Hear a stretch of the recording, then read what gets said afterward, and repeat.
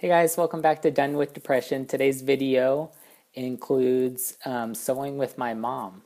So sometimes if you don't feel like doing anything or you're super down, you can't think of anything fun to do, sometimes being with someone that you love, someone that's in your support group, and doing something that they enjoy doing with them can be helpful and make you feel better.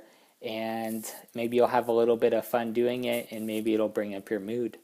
So I did a little project with my mom. We sewed some waterproof bags together for my PVC pipe in my dome video. You guys can check that out.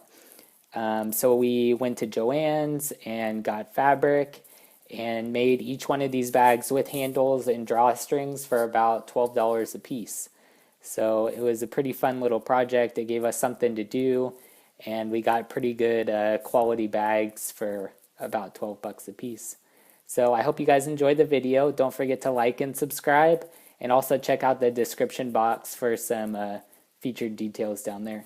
Thank you guys.